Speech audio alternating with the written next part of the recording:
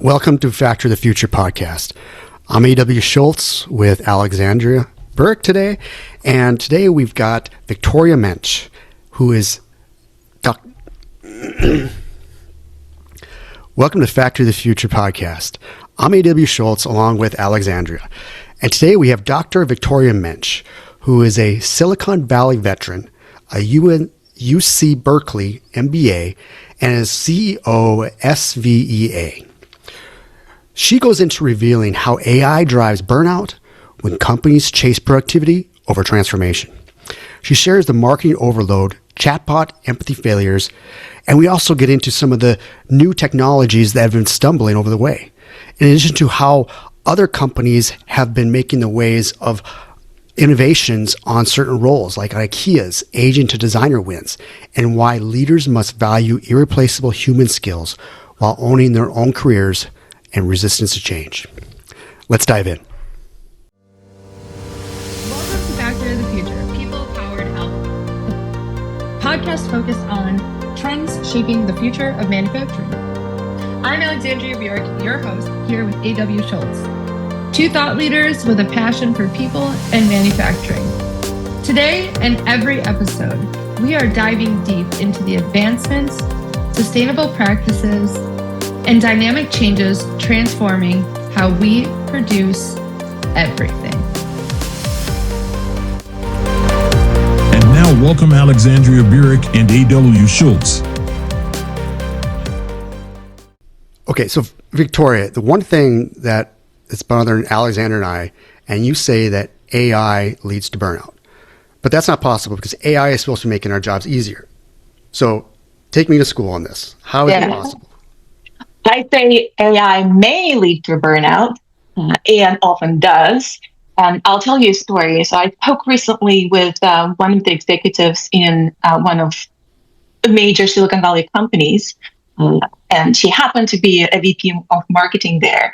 And she said, we embrace AI with all our hearts and minds and time and everything. We have all the tools possible. But now the problem is that the company expects humans to perform with the same level of productivity as AI does. And I think that is really a pivotal point here. So if we talk about AI and what we expect from AI and how we implement AI in organizations, a lot of times we're chasing productivity. So if within that, your goal is really increasing that productivity at any cost, then that human element gets lost because we really won't be able to produce as many pieces of content as AI in the same time. Where it really starts making sense if we start realizing the value of AI beyond just doing things faster and cheaper, and really embracing the transformational value of this technology. How can we do things better? And that's what actually helps to elevate that human element in work, and that what should help to alleviate burnout. Does that make sense, A.W.? Yeah. So if I'm unpacking that a little bit, it's that. But I guess what I see is what you're explaining is that there's AI and the human element seems like they're fighting against each other. Where I always thought it was more of a AI is that from pulling from the toolbox that element that boosts you up. It's that portion of it that's kind of thrown me off. What I heard was a little something different, AW. And Victoria, you can correct both of us and tell us we're both wrong, but I heard that it's not that the human isn't feeling more productive or able to accomplish more. It's that the expectation from leadership or from the business after this gross investment in AI is that the people can also keep up at the same pace. Is that more the problem, or did I hear you incorrectly? Well, I think the dichotomy here is that what is the purpose of implementing AI within an organization? And one road is to chase productivity. For example, as a marketing manager, I used to write one blog post a week. And now with AI, I can write 100 blog posts a day. and I don't even need to be involved. So if that's the metric that you apply toward your people, then obviously no person can keep up. Now, what you can do, you can unbundle the task of that writing a blog and say, well, the most interesting part here, the creative part here, what is this about? How do I actually ask the question that needs to be answered? What is it that my customers want? How can I change it? Maybe I don't need to write a blog anymore. Maybe there are other ways to reach out to customers and market my product and do my work. But that cannot be measured if all you're counting is the number of blog posts. Does that make sense? Is that helping? And a lot of organizations right now and a lot of experimentations is really going toward that. We're chasing productivity. So I had 100 of customer service representatives, for example, that were an expense item on my P&L. And now I can put just a chatbot on the website. So on paper, on surface, this is the no-brainer. And then you go further, and a lot of companies figured out that, oh, there is actually more value to customer service representatives than answering frequently asked questions. So there is a human element in that, where they can see what's beyond those questions, where they can express empathy, where they can find solutions that are not algorithmic. And that's where the value, a different value and transformative value comes from. So that's a different mindset from a leadership perspective of companies who want to really take full advantage of the technology, such as AI. That makes a lot of sense. So we can't use old measures of success with kind of new technology, right? So maybe in the past it was, what was your output? What is, the very kind of like linear measuring stick, right? But what we're talking about is a lot of things that it's unseen, it's soft skills, it's all these other examples, right? So to your point about the customer service, I was calling Best Buy for something yesterday, and they're like, we have a new AI agent. This AI agent may not be so slick, so please be patient with it. And I was like, okay, like I need to talk to a person. Like, I didn't get that. And so then I went through this loop of, I didn't get that like 15 times, like before I was able to talk to a person. And I told the person, I said, you guys should probably scale back the use of your AI agent until you actually have it figured out, because it's not working and it's a bad customer experience. So, and this is very common reaction, Alexander, right? So we personally, a lot of people now, when you're telling the story, a lot of people would have this emotional response that now if I want to reach out to customer service, my first line of support will be chatbot. And I'm terrified. I really don't want to talk to another chatbot that's poorly implemented. So then the opportunity from a company perspective, if you think about that impact that you can have from your investment from AI, right? How do I go beyond that and really make it a competitive advantage? So people would actually want to talk to me. And I will be able to provide that value. So, and that really requires that mindset shift that we're talking about. So it's not you in your P&L structure, you don't just look at P&L, but you're actually saying, how can I do things differently? Mm-hmm. It is an opportunity. This is a technology that really allows you to reconsider so many things. Maybe there's so many actions and activities and tasks that you don't need to do anymore, but you wouldn't be able to even figure out what they are if you don't step up and look at, if I were to start my business today, given the technology that's available now, how would it look differently? And you primarily circle around the Silicon Valley area. One of the things that, I've done a lot of research into it is have you ever come to a client and realized that they're not ready for it yet? Understanding what their digital maturity is and maybe taking a step back and saying, this is all good stuff, but there's also the people culture that we have to bring them along with. Yes, the companies are definitely at different levels of readiness for major, especially technological transformations.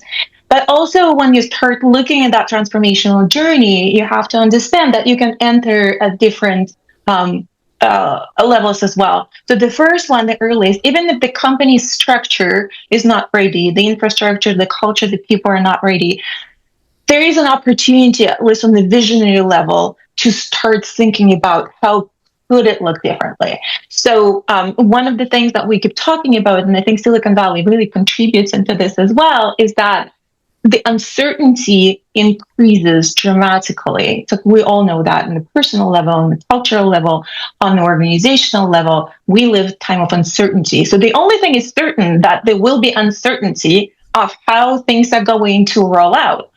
So being able to recognize that uncertainty and embrace it and prepare to deal with uncertainty, right? And just understand that it's there, the awareness of this, and then start preparing the infrastructure to deal with that uncertainty going forward. That's a big step as well. And then from there, you actually say, well, what would it take on the organizational level to embrace that more of the innovation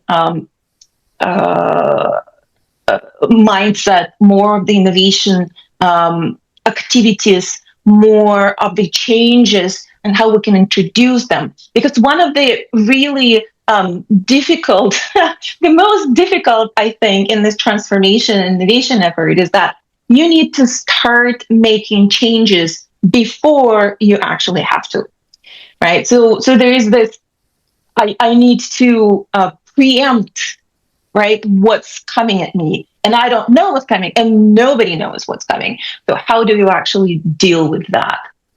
Do you have an example you can share that you've come with recently? So one of the examples that I think everybody can relate to is an example of Netflix, right? So Netflix is the company that started mailing CDs once the CD technology became available. And then they were very successful in that. And then all of a sudden, without really any pressure from outside, they started a streaming service. They added that streaming service. Nobody asked them to do that. It was really a visionary a statement from the founder and the executive team of Netflix, who kind of foresaw where the future is going. So they, in a sense, introduced a disruption to their core business, self-disruption, with that new service. So, and that's what Silicon Valley companies really excel at. They really mastered that art of self-disruption. Let's say Facebook, or Meta, as we call it now, with their experiments with the virtual reality, hence the change in name. It's not like there was a ton of customers that said, well, if you don't introduce virtual reality to your services, we're going to stop using Facebook. No, right? So this is really an attempt to preempt the changes that are coming. And like also a strategy to prevent like their own extinction, right? So it's almost like they're getting ahead of an extinction by competitors by almost self-extincting their existing services. So like your Netflix example and things like that. Another thing that's kind of I'm curious about, and what I've been picking up on as you've been talking about different things, is it sounds like what you're advocating for is, rather than a replace, a redeploy model. And that's something I've been thinking about a lot with regards to AI, how to use it in the workplace, how to help businesses use it more effectively to make kind of everything better for people and the business. But I think one of the concerns I have is that there's a lot of leaders who will take the replace versus redeploy approach. And so one of the things I've been sharing a lot about, and I'm sure you've seen this as well, is the IKEA example. They had this 8,500 customer service agents that were very skilled and knowledgeable in their design catalog and experts on exactly all the IKEA catalog. And instead of taking them from customer service and laying them off, they redeployed them as designers and created a multi-billion-dollar revenue stream. So I'm interested to hear about, like, are you trying to help companies figure out what the redeployment reskilling looks like? Is that part of the transformation efforts that you're doing, or is that kind of something that you're not really too involved with. Just a quick break, and then we'll get right back to the show. We are always open for meaningful sponsorship or guests that align with our audience. If your brand fits and would like to be on one of the top 10% podcasts in the world, let's chat. Reach out by email in the show notes. Back to the show. Well, most of the conversation that we have is really how to bring AI from pilot stage to the company-wide deployments. And then as part of that, there is always the strategic discussion. What is it that we actually want to achieve with this? And that's where that discussion comes from. These are not mutually exclusive paths. Obviously, there's an opportunity to improve the processes that you currently have. But your main, really, and the most value would come from that understanding of what the transformational value of AI is. And that's the most difficult because, again, because of the uncertainty that's around us, because we are creating this future all together, collectively, individually. It's not that somebody, hands it over to us. Somebody already figured it out. This is something that's happening as we speak. And I think in general, if you look at the technology, we tend to overestimate the impact of technology on the short term and underestimate the impact in the long term. And how do you sustain, that focus on that long-term value? That's where I think one of the biggest leadership challenges is as well. I guess one question that came to mind as you're having these conversations and working through these kind of roadmaps, what are some of the things that you're really optimistic or pleasantly surprised by when you hear leaders talking? Like, a lot of people are in the doom and gloom and AI is bad and leaders just want to replace people. We're all going to be unemployed in 5 years and everything is going badly. But I feel like you're probably in certain rooms and you might have an opportunity to shed light on some of the positive perspectives and really, really good things that are being discussed in these rooms that maybe not everybody has access to. So on a positive note, what are you hearing that's really encouraging for the future? If I'm to look at the last couple of years of these conversations around AI, we started really positively. Once the AI tools became more available, we started really positively. It's like, oh, I can't believe how much help can I get out of these tools. And then very quickly, we actually went kind of in the downward spiral that, well, if AI can do that, what am I going to do, right? So that replacement fear and almost... so replacement fear and lots of hysteria almost, right? Yeah. And identity crisis. What am I to do if all of this, what I used to do well, and the way I built my career, my success, my business, is now can be easily done through AI. And now I feel like we are on that upward trajectory where there is an understanding that we can unbundle our jobs, right? So we can look beyond individual tasks and really create and figure out what it is that we actually do and what the contribution is. So one of the examples that I think, very famous, that was the saying from a NVIDIA CEO. He said, I don't want my software engineers to code, right? So a lot of software engineers are really afraid with the vibe coding, with the AI coding, that they are not needed anymore. And instead, I don't want my software engineers to code. If I figure out by the end of the year this engineer did not use 250K of tokens of AI, then I think he did not do or she did not do their job, right? So I want software engineers to solve problems. So I think that's an opportunity, and I think that we're kind of getting to that opportunity is what it is that the core value of what we can contribute, and I think that's the most productive and the most optimistic discussion that I hear right now. That we're really on that upward trajectory, and we're definitely starting to see what's beyond of just this productivity gains, that we can type faster and the machine can type faster and the code can be written faster. So like there are podcasts, for example, right? And yours as an editor or as a producer of a podcast, somebody say, well, yeah, you sit around and I speak all day. but this is just a task, right? So, but the problem that you're solving is so much bigger and so much better, and cannot be really fully executed by a technology such as AI. Interesting. So, go ahead, AW. I guess I was ready to shift gears. Did you have something similar to? I was just going to say I'm very encouraged by that, because that's the way I've been thinking a lot about my life, my career, a business that I'm building, which leverages AI technology. And when I'm having these conversations with business owners and leaders, my statement is, you need your people to solve the problems that AI can't and isn't proficient at.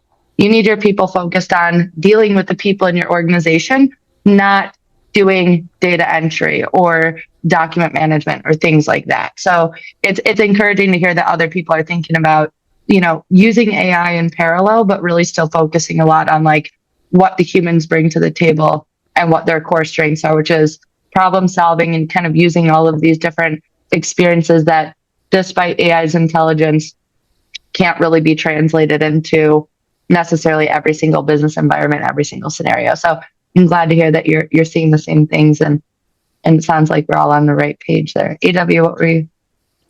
Well, I was just, talk about the people aspect, which we often always do on Factory of the Future podcast. Is one of the things I guess you talk quite a bit about is leading organization transformation. And one of my notes here is you use clarity, decisiveness, and credibility. Can you walk us through how you come into that approach, or what's usually your thoughts on that topic? So the thought right now when you're talking about this, and I think this really continuation of our previous parts of the conversation. Like, what would it take for people to really embrace this, right? So we're talking about how you unbundle your work and you elevate the tasks and responsibilities, and a lot of this really comes. How do you shift the mindset from productivity to transformation? And a lot of it really comes with courage. So I think that from a personal perspective and a leadership perspective, a lot of it really comes down to courage. How to get that courage to take steps that may go against the current structure, how to take those risks, even how to manage those risks, and how to move beyond that fear that we naturally all have to implement massive changes. So, and that does come with clarity. What is it that I want to achieve? The vision, the clarity of that vision. What it is that I want to achieve. And sometimes it's not the entire vision, 100%. My future, for example, is a virtual reality, right? So there are lots of failed attempts, but that path toward the vision and understanding that vision can shift, but your path toward the vision is the true path. I think that what requires a lot of courage and a lot of self-responsibility. Yeah, no, I agree. I often see the word transformation, and it's a big concept. It's a big concept, and it's a lot of the times. I don't have the data in front of me, but I know it's relatively high that it never meets the expectations. I'm not going to say fails, but what are some of the driving forces that you see that limit success when an organization is trying to change or transform? Really, where do I start? I don't know. That's why I had asked. I was like, because I'm writing notes on this because I don't know the answer to it. So I think that the biggest challenge of transformation is that everything is really, it's like you're trying to change the status quo. The status quo is not necessarily bad. This is something that the company and business and the person arrives at based on the experience and based on the succession of good experiences, right? And positive reinforcement. So that's where you are. And now there comes a time where that structure cannot hold anymore. And even realization of this is a big step. Even understanding that this is the structure that will not hold in the future, and we need to change that. That's a really big step. a lot of companies never actually go through that step. So we know a lot of examples of really big and very successful businesses. And even though if they knew that the new world is coming, they ignored it because the status quo was so powerful, so strong, and continued to bring profits in this sense, right? So that piece is a very important piece. Then the next one, even if you realize like, oh, okay, well, the life is changing, the world is changing, the technology is changing, my company needs to change with it. Now comes even more difficult part. How do I actually bring that change? And there are layers of like an onion, right? So there are things that are very easy to do. You can very easily just go and repaint the walls from a gray color to orange color. A lot of people would say, oh, that's innovation theater. But sometimes that's how you start, with very small and very superficial changes. So all of a sudden, the walls are orange. Nobody ever thought that the office walls could be orange, and now they are, right? But then these are very surface changes, the changes that go layers and layers and layers, and come to what are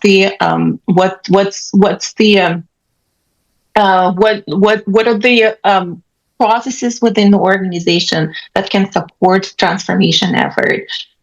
One of the pages from the Silicon Valley Innovation book, for example, is that embracement of risk and failure. What does it mean? Nobody wants to fail, right? So that's we don't set up to do something to fail, but we need to allow for that failure in the sense that you turn that failure into a lesson. So the structure within the organization that allows for that, for the new initiatives not necessarily be widely successful, but allows for them to fail as well, and not to punish people who took that initiative forward. That's a big step, especially for traditional companies that are really based on that stimulus reaction kind of very linear approach. So you set up the team who experiments, right? So they're all they do, they're experimenting all day long, and then you set up the measurements on how you Define success. Exactly. How you measure whether this was successful or not. In terms of external metrics, but internally, each and every experiment should be a success, because you learn your lessons. You collect the data points, and then you pivot from there. So that's a big step on its own. But then the third step is now they experiment and then they have all these great initiatives. How do you bring them back into big organization? And a lot of what we discussed in the beginning is that big organization and that new effort, they really clash, right? So that's a classic, what's called innovator's dilemma. They really clash, right? Because that new initiatives directly threatens your core business. So there's so many gates that you need to go through for the transformation to be successful. But to your question, and each of those gates can fail. And the further down you go through that, the more challenges and the more difficulties, and the higher the chances of failure, but not impossible, right? If you go through this gate and you're very focused that this is something that needs to be done, and you accept the percentage of those failed efforts, and you excel at learning from those efforts, that's where the transformation happens. And it takes time. I like how I'm just circling back to your example on, I'd be more interested to understand how Netflix did because that's a full transformation. That's going from to a live stream, but then also the example of Nokia. Netflix had the advantage. They saw the need for the future. Nokia was reacting to Apple, and there's some documentation that shows that just they were in a reactive mode because they were coming out too late. And ultimately led to failure. So I like how you talk about it, going through a process and understanding where there's got to be a roadmap that goes into it. But being early innovators to it is also something that pays the dividend to it, and the organization recognizing that there is a need for change. So very good. Thank you. That's awesome. Sorry, I was taking notes because something you said really got me excited, Victoria. And AW, I think that was a great ad and tying it back to the Netflix example. So great commentary there. As you were talking about innovations and the experimenters within organizations, I think it's one thing when a company commits a team to that, right? But one of the ways some of the ways I like to phrase the questions on the show is from a worker's perspective. So let's say you're naturally somebody who would be the experimenter, the innovator, the push on paper walls type of person in a company, but you're in a stale, stagnant, change resistant company. Okay. You're not necessarily punished for trying new things, but you're also not supported. So what advice do you have for people maybe in that particular situation? Like, would your advice be find a new job, do your experiments outside, or try to like make micro changes within your team and your organization that eventually like they will come around to your experiments? Because I've been doing this my whole career. And every time I try something new, everyone's like, that'll never work, blah, blah, blah, blah, blah. And I'm always like, well, we'll just try it and we'll just iterate on it. And then if it sucks, we're no bet. We just go back to the old way, Right? Yeah. But like, what advice do you have? Because I'm sure I'm not the only one. It's a great question, and I want to say all of the above. So try it all. So there are people like that who just cannot stay still, right? So they need to change things, and I think most people are like that, quite frankly. So a lot of conversation that I've been having recently was with experts, people who really have a lot of years of expertise in a particular field. And I think one of the challenges that on the personal level these people have is that they self-identify with the company and with the job. Right. So especially if you spend a lot of time in the company, you tend to kind of identify yourself with that company. And all of us, we tend to identify with the job. And I think, and that weirdly enough, I think goes to the impact of AI as well. I think there is an opportunity and a challenge, and an invitation is really to step back and say, what is there that is mine? So that what is my agency in this process? And I believe that at the end of the day, that's the trend that's going to continue is that you take the agency over your career and your expertise, and you realize that all those years of experience, all those skills, all those tools, they belong to you. Yes, your company obviously help, people around you help, but at the end of the day, what I've seen, what worked for me, what worked for people that I work with, what I've seen successful is when you start treating your career as your business. So you don't just sit there and dream about how one day I can become an entrepreneur and open my business. You have that business, and that's your career. So that's your agency over the situation. And once you make that shift, there's actually much more clarity of what your next step should be. And sometimes the answer would be, I will continue to try and make change where I am in the organization. And sometimes the answer would be that I need to leave. But I take everything that I have, right? So my expertise, my career, I take with me because that's my business, right? Then it actually becomes much more clear what people you want to talk to, what initiatives you want to get engaged with, what other things you want to do within the organization when you take that ownership and self-responsibility for your career. What great advice. AW, Victoria, do either of you have anything? I know we're kind of coming up on the time we allotted and we need to be respectful, but I want to make sure that either of you don't have any closing comments, ideas, or anything left unsaid. Well, I mean, I think we could go around too with Victoria if it came down to it, but let me just give the time to Victoria. Was there anything else that you wanted to bring forward about your organization or something that's really pressing in what's circling in your wheelhouse? Yeah, so I think just to continue the conversation that we just recently finished about the advice for every person, what I really like to talk about when we talk about leadership, and I think that's universal, whether the company leadership, individual leadership, is that leadership really starts with self-leadership and that agency over your action. There's so many things that we cannot control. Speaking of uncertainty and disruption, there's so many disruptions from outside world. A lot of things we cannot control. There's a realization that a lot of things that we can control. Right, so I take ownership and self-leadership and responsibility for that. Okay, great. That's And if people want to absolutely find out more about what you're doing, you recommend they go to your website or? yeah. So if you like the topics that we discussed and the ideas that we discussed, we have a fantastic newsletter that you can find on our website. It's called Innovation Insights. So sign up for that newsletter, and we'll be happy to see you there. That's Cool. CV Executive. svexecutive.academy. Yes. Okay. Yep. Good. And we can add that to the show notes, so that way if people are interested, they can click on that and get connected. Great. With a lot of other free Appreciate it. resources. Victoria, absolutely wonderful meeting you. Thank you so much for taking time on the show, and we wish you all the best. It sounds like you've got a lot of work ahead of you, and we wish you, I think it's going to be great. Thank you so much for inviting me. It's been a pleasure.